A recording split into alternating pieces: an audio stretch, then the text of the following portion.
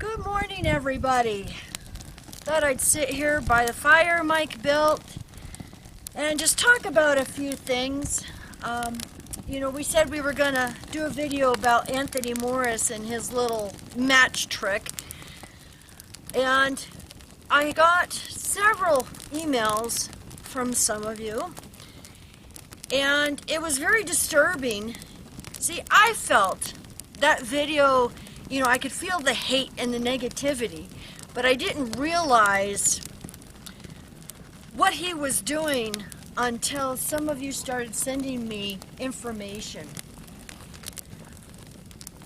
In the pagan world, now first I want to say that I am not involved in the occult, and I neither condemn it nor condone it.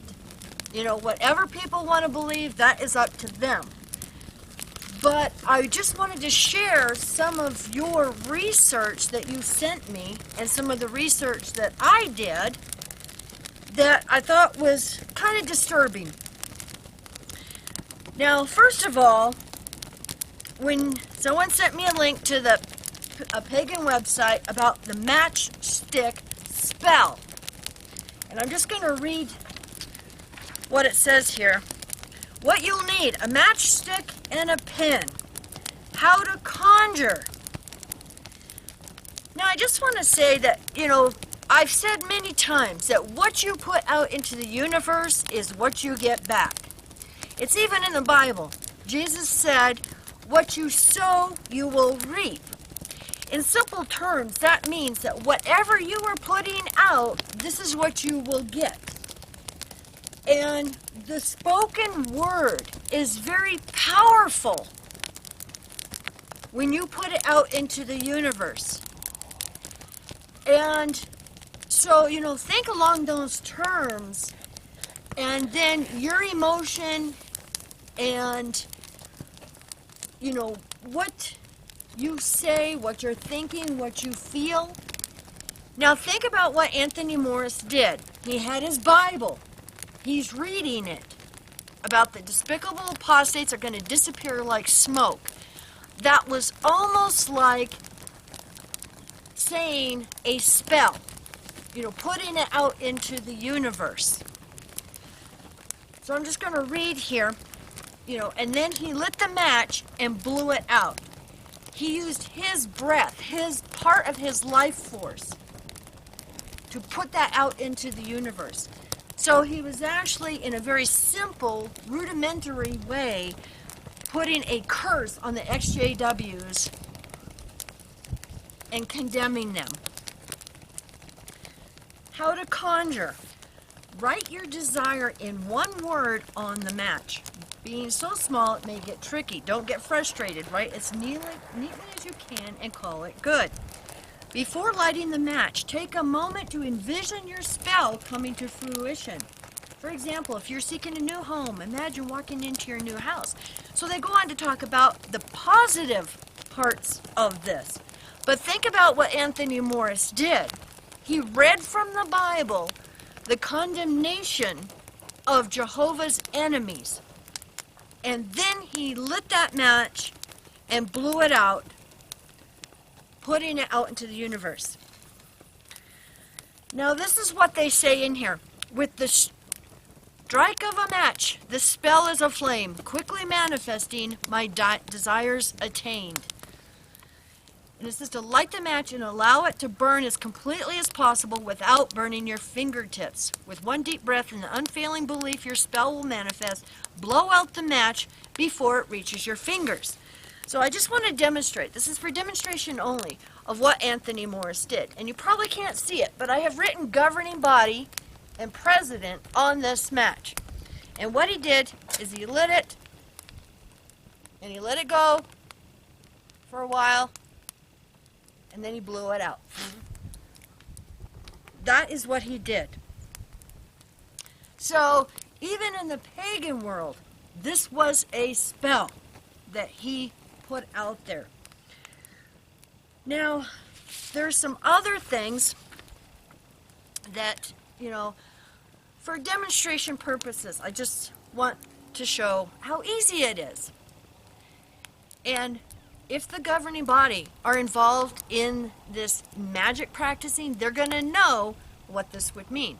So you can also write on a piece of paper their names: David Splain, Samuel Hurd, Garrett Loesch, Mark Stephen Lett, Anthony Morris, Mark Sanderson, Jeffrey Jackson, Kenneth Cook Jr., and the Watchtower president, Robert Serenko. And then you can just throw it in the fire.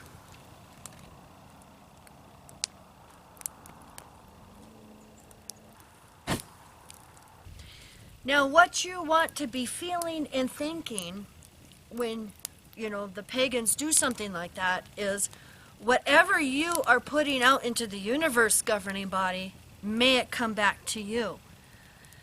See, and this isn't black magic. This is just basically what you're putting out into the universe. Karma. Many of us know it by karma. But I just wanted to mention that Anthony Morris, was he implanting in Jehovah's Witnesses' mind that Jehovah's enemies need to be killed? We know that mental health issues abound in this cult. So, if there is an unbalanced Jehovah Witness, are they going to feel now that they have to kill Jehovah's enemies? So was Anthony Morris implanting this hate for despicable apostates in Jehovah's Witnesses' mind? So we have to remember that Anthony Morris did this for a morning worship. So is this the type of worship they give to their spirit, their God? You have to look at that too. And the thing is no Jehovah Witness is going to realize what he was doing. Because as Jehovah's Witnesses, we never knew any of this stuff. Oh, that's the occult. That's spiritism. We wouldn't want anything to do with that. And, I didn't even realize what he was doing. All I knew is it bothered me until emails started coming in from those who know about these things. And we have to remember that a word spoken has very powerful, for lack of a better word, magic. There has been studies where when a group is together praying, they will take an electromagnetic device and measure the energy, and it goes up. Even when protests, and all of that, same thing. That needle will go into the red. So was Anthony Morris directing JW's energy into hating apostates? And I just want to say that when thinking about this, it made me realize, think about it, a dark room, come in, you turn on the light a lamp, candle, anything. Light always distinguishes darkness, but the light has to be gone, be extinguished for darkness to win. So I guess in all of this, I just say, let's be the light. Let's be the positive. Don't let their negativity bother you. And unfortunately, it's a shame that we've lost so many YouTubers in the past year who have given up because of all of the negativity they have to deal with. Now, I'm not going to get too much into this, but I found a book that is called Enochian Magic for Beginners. And I started reading it, and it was really interesting because I was noticing some similarities. Enochian magic is magic of the angels. And I don't know if any of you know, I watched a documentary recently on John Dee. He was from the Elizabethan period, from I believe it was the 1500s. And he was an advisor to the Queen of England. And he was big into the occult. And he was into this Enochian magic. And over the centuries, you know, his manuscripts have been edited, you know, and so not many know the true nature of what he was talking about, you know, for sure 100%. But I found this book was interesting because they talk about this angel magic. And it talks about the angels transmitting knowledge to mankind. Does that sound familiar? We all know there's probably hundreds and hundreds of articles of where Watchtower claims that it goes from Jehovah to Jesus to angels. You know, even Revelation was given to John from Jesus and angels. Well, look at Watchtower. They believe that Jesus Christ is Michael the Archangel. So this knowledge has come down through these angels. Well, that is called Enochian magic. And what's interesting about this, that John Dee devised this talisman, this golden talisman. It has 4 watchtowers at the north, south, east, and west. And like I said, I'm just touching on this a little bit. I'm going to read from this book on page 2. Over the centuries, a wisdom tradition grew up around Enoch, along with Adam, Noah, Solomon, and a few others. He is said to have been one of those responsible for passing the primal teachings of the angels on to humanity. The apocryphal book of Enoch arose from this tradition.